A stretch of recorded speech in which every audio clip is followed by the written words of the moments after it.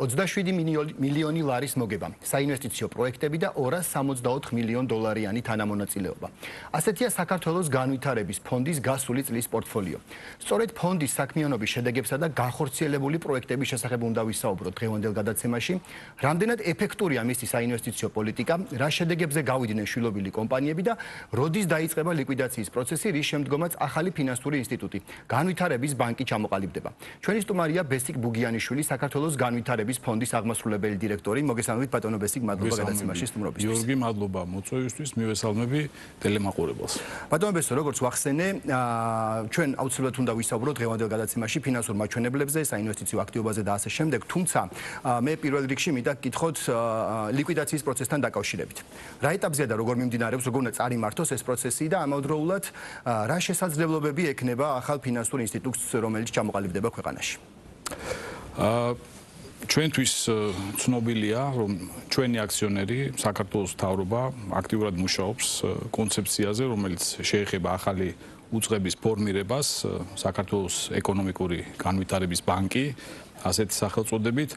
ჯერჯერობით ჩვენ აქტიური კონსულტაციები არ დაგვიწყია, თუმცა ბუნებრივია, სათყოფნა გვაქვს სრული, რომ ჩვენი ასე ვთქვათ, სრული ადამიანური კაპიტალით ჩავერთოთ გაუზიაროთ თქვათ ის გამოცდილება, რომელიც ფონდს ამდენი წლის განმავლობაში მიღებული აქვს, მით უმეტეს გაცხადებულია, რომ ფონდის არსებული თქვათ ფუნქციები, საინვესტიციო ინსტრუმენტები, მათ შორის პორტფელის შემადგენელი ნაწილები შესაძლოა იყოს გადაცემული ახალი სტრუქტურისთვის. ამიტომ ჩვენ სრული მზადყოფნა გვაქვს, თუმცა როგორც გითხარით, ჯერჯერობით კონსულტაციები არ მიმდინარეობს. კი ბატონო, მაშინ მოდით შევხედოთ ფონდის ფინანსურ მდგომარეობას, იმ მაჩვენებლებს, რომელიც დადგა დღეისათვის და რომელიც რა შედეგებიც მიიღო ფონდმა ფინანსური კუთხით. საინტერესოა, 2 წლის განმავლობაში როგორი იყო მომგებიანობის მაჩვენებელი ფონდის და ამავდროულად რომელი შვილობილი კომპანიებისა თუ პროექტების ხარჯზე ხდებოდა ძირითადად წარმატების მიღწევა და მოგების მიღება. მოდით ესე ვიტყვი, ბოლო წლებზე ინფორმაციას ცხადია შევეხებით, მაგრამ იქიდან გამომდინარე, ჩვენ ვართ განვითარებაზე ორიენტირებული ფინანსური ინსტიტუტი, მაინც უფრო გრძელვადიანი ჭრილით უყურებთ ხოლმე სიტუაციებს. ხო, ამიტომ მოდი ესე ვთქვათ, დაფუძნებიდან მოყოლებული დღევანდელი დღის ჩათვლით ფონდის თანამონაწილეობით შექმნილია 2 მილიარდი ამერიკული დოლარის ღირებულების საინვესტიციო ასე ვთქვათ პროექტები, ხო? ფონდის მონაწილეობა კი აი ამ პროექტებში არის მხოლოდ 264 მილიონი ამერიკული დოლარი. ეს არის მთელი იმ პერიოდის განმავლობაში, რაც მოღვაწეობდა.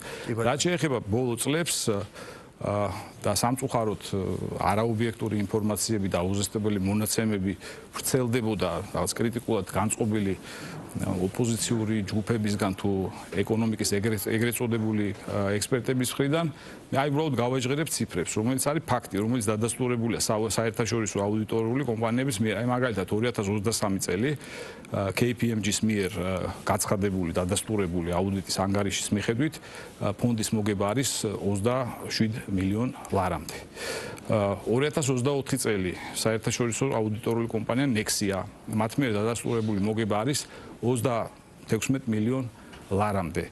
რაც შეეხება 2025 წელს და ნუ რაღაც კითხვები დაისვა, ხო?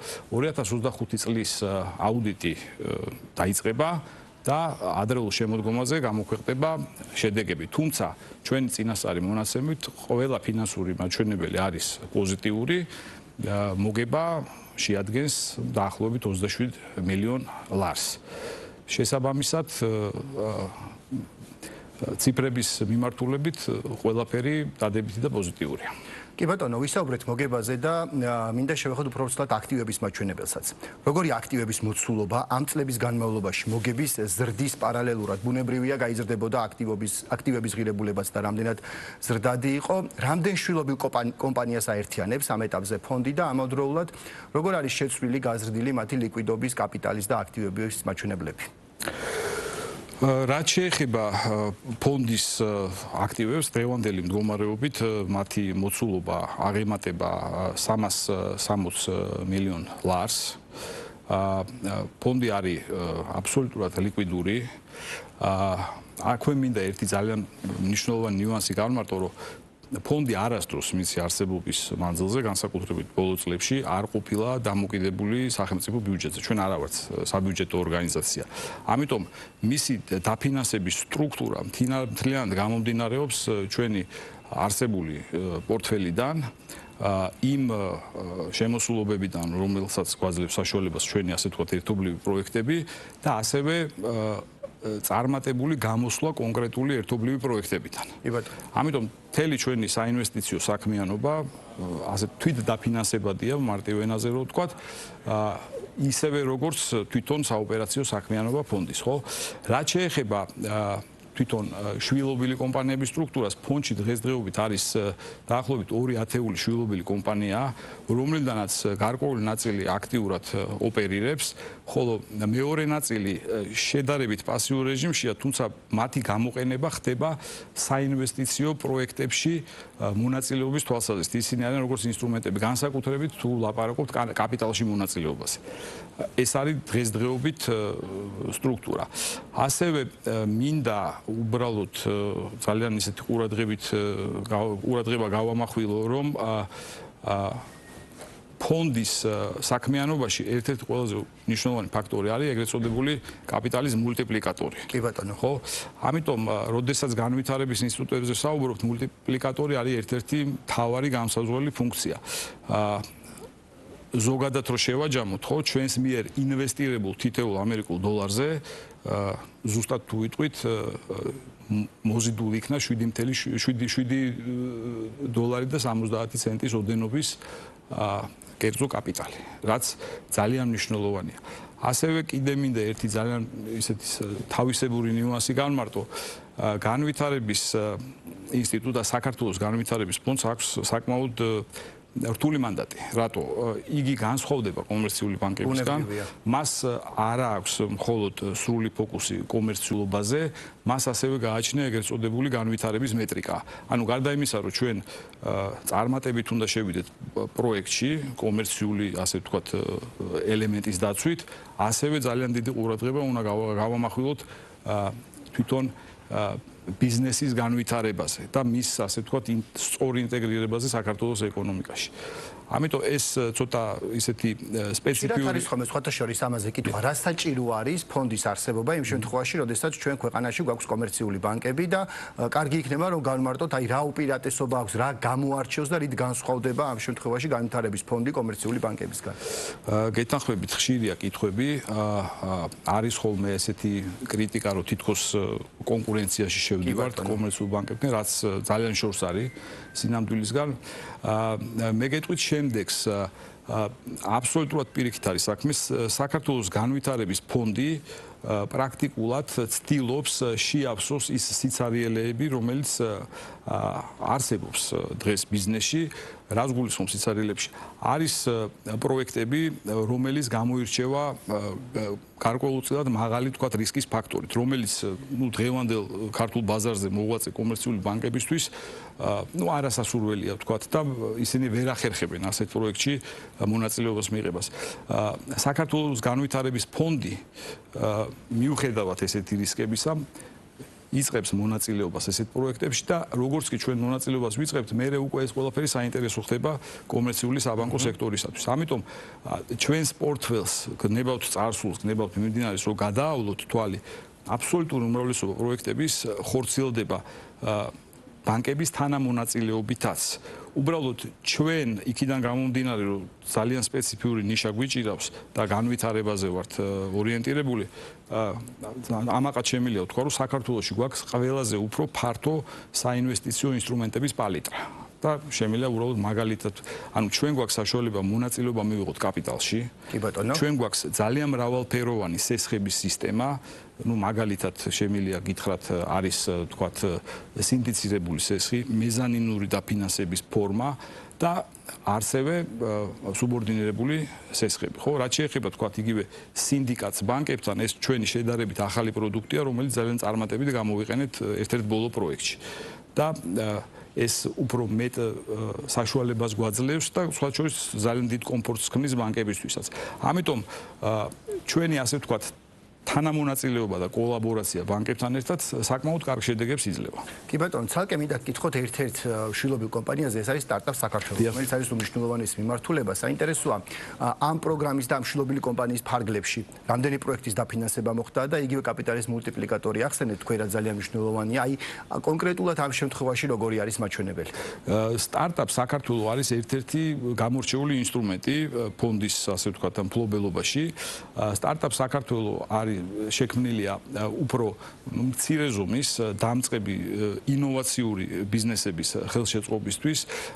სტარტაპ საქართველოს აქვს ინვესტირებული 5 მილიონი ლარი ამ ეტაპისთვის, რამაც საშუალება მოგცა ხელი შეგვეწყოს 62 პროექტისთვის.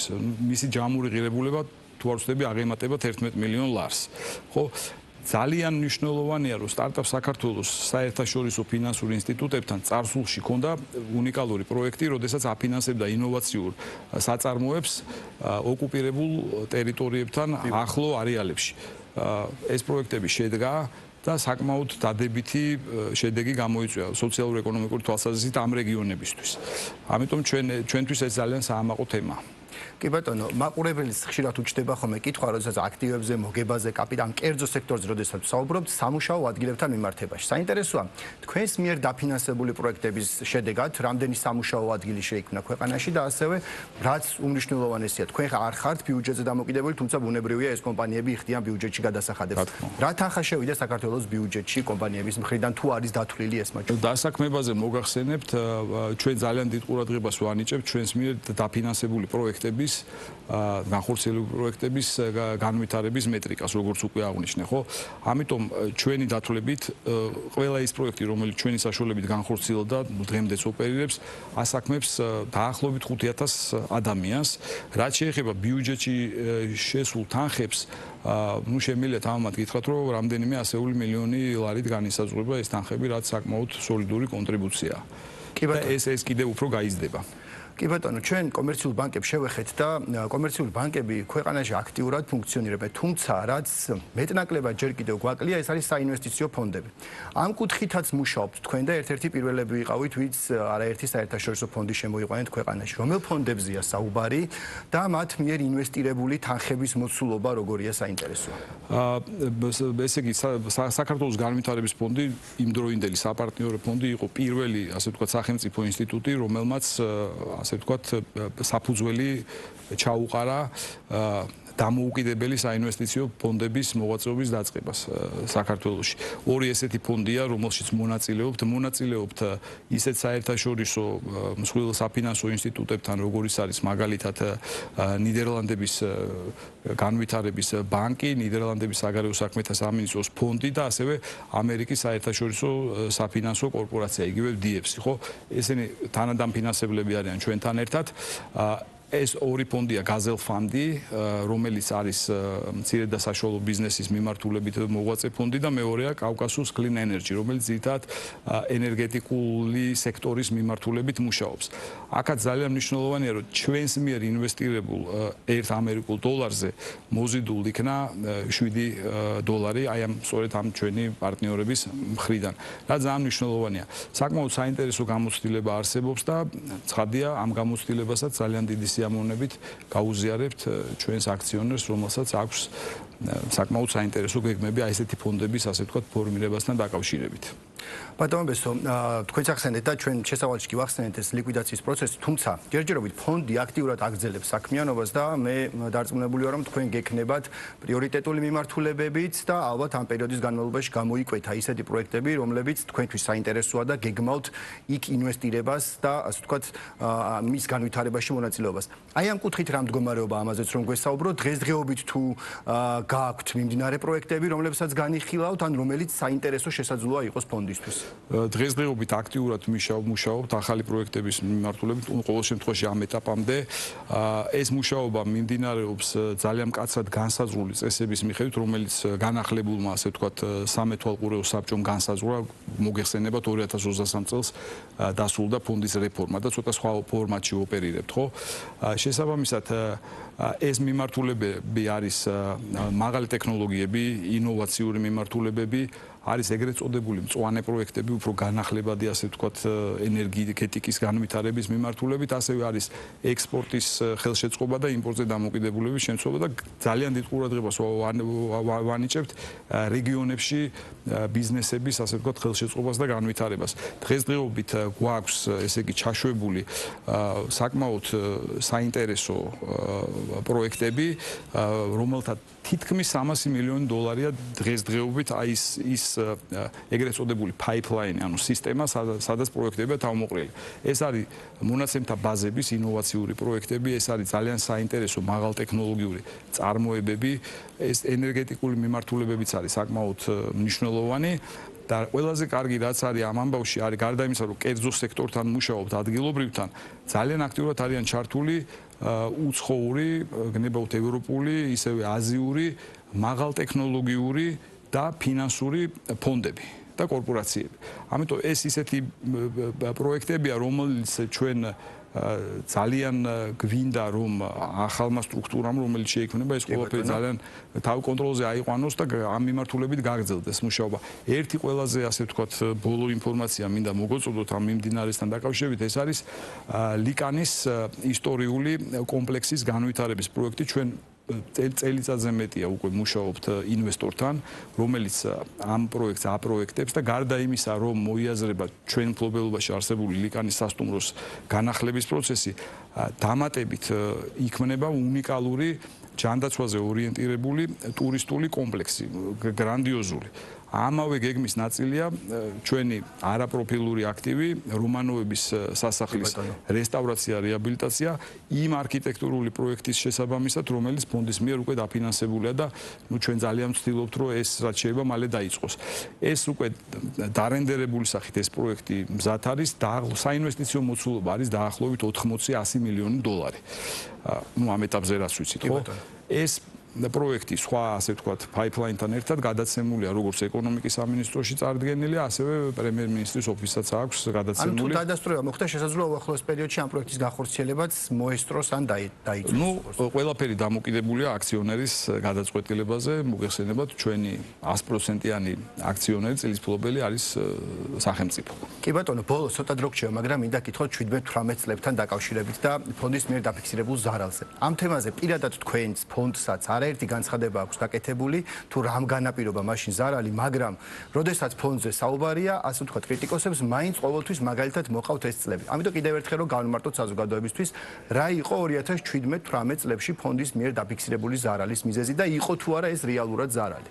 სხვათა შორის ბოლო დღეებში ძალიან ხშირად მესმის, რომ გამოდიან კრიტიკოსები თუ განსხვავებული აზრის მქონე ხალხი და რატომღაც აპელირებენ თუ სპეკულირებენ წარსული პერიოდის ციფრებით. წარსულ პერიოდში ფონდს ჰქონდა სხვანაირი ფორმატი, ის იყო ცოტა რთული კომპლექსური ჰოლდინგის სახის ორგანიზაცია, სადაც იყო თავმოყრილი უამრავი სახელმწიფო მსხვილი აქტივი, რკინიგზა, ავტობუსის გაზის კორპორაცია, ელექტროსისტემა და ასე შემდეგ. თუმცა ფონდი უშუალოდ მათ მართვაში არ მონაწილეობდა. ამ კომპანიების, ასე ვთქვათ, ოპერირება ხშირად აისახებოდა ფონდის კონსოლიდირებულ აუდიტის ანგარიში. კონკრეტულად რა ზარალზეა საუბარი? არის 2017 წლის რკინიგზის შემოვლითი გზის პროექტის ბუღალტრული ჩამოწერა, რომელიც თუ არ ვცდები 632 მილიონი ლარის ოდენობის, ასე ვთქვათ, მაჩვენებელი იყო, რომელიც რა თქმა უნდა მოხდა ფონდის კონსოლიდირებულ ანგარიში და რატომღაც ვიღაცებმა ჩათვალეს, რომ ეს არის ფონდის უარყოფითი ოპერირების შედეგი. ნუ ბუნებრივია ესე არ არის. უბრალოდ ერთი რაღაც მინდა ვთქვა, რომ ფონდში ყოველთვის იყო ეს პრაქტიკა რა. ჩვენ მქონდა ღიაკარის პრინციპი, ნებისმიერ დაინტერესებულ პირს ან ჯგუფს შეეძლო მობრძანებულიყო კითხვები დაესვა, ხვდებოდ დღემდე გვაგრძელებთ. ანუ გნებავთ მობრძანდნენ, გნებავთ მოგწერონ ყველა კითხვაზე არსებობს პასუხი და ჩვენ ამ პრინციპს მივსდებთ და ძალიან დიდი ბოდიშის მოხდით მინდა ზოგიერთს მიმართო, მაგრამ ხა სოციალურ ქსელებში აქტივობა, ხო და რაღაც ასე ვთქვათ, პოსტების დაწერა არ არის საინვესტიციო ფინანსური ინსტიტუტის საქმე. საინვესტიციო ფინანსური ინსტიტუტის საქმე არის ხელი შეუწყოს ბიზნესის განვითარებას. ნაკლები ისაუბროს, ჩვენ არა ვართ მარკეტინგული ორგანიზაცია, ხო? შესაბამისად, თუ არსებობს კითხვები, ყოველთვის ნებისმიერ დროს მზად ვართ პასუხი გავცეთ. მით უმეტეს, რაზეც თქვენ ისაუბრეთ, ფინანსური მაჩვენებლები დადებითია და ყველაფერზე მეტყველებს ამ შემთხვევაში. მადლობა გადაცემაში სტუმრობისთვის. მაყურებელს შევახსენებ, ბესიკ ბუბიანიშვილი, საქართველოს განვითარების ფონდის აღმასრულებელი დირექტორი იყო ჩვენი სტუმარი.